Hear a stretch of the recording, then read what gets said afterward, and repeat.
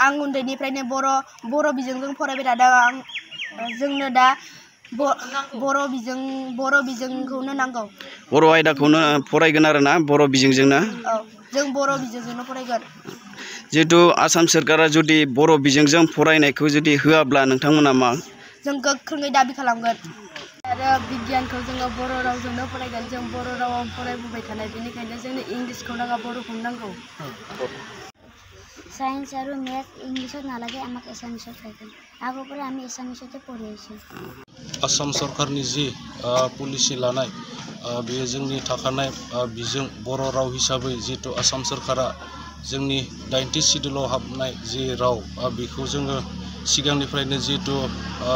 माखासे सोलोंथाइ बिथिङाव जोङो बे रावजोंनो फरायबाय थादों आरो बेजोंनो दिनै आसाम सरकारनि जि पलिसि बर' राव जि थाखानाय राव बेनि सोलायै जिहेतु थाखो 6 आरो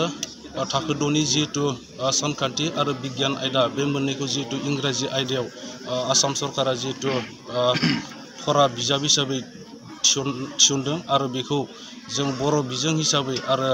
बर' राव हिसाबै जोङो गुबुन रावजों फरायनो एसे उसुबिदा जायो आरो बेखौ लानानैनो जोंनि थाखानाय राव आरो थाखानाय बिजों हिसाबै जोङो फरायनो थाखाय जोंनि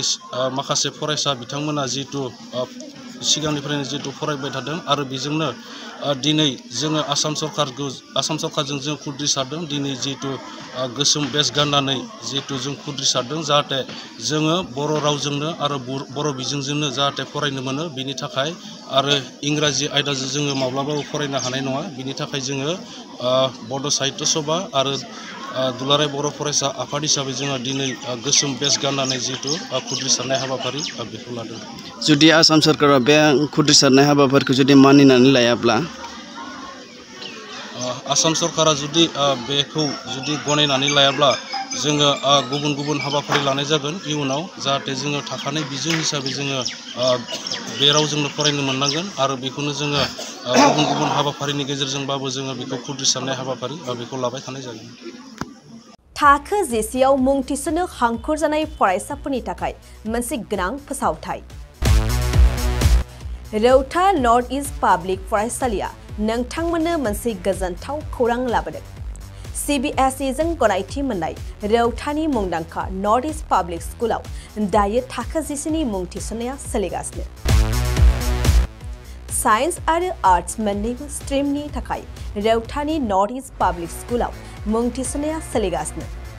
बे फरायसालियाव थाखोनि फराफारि आयदा फोरोंथायजों लोगोसेयैनो JEE NEET CUET Engineering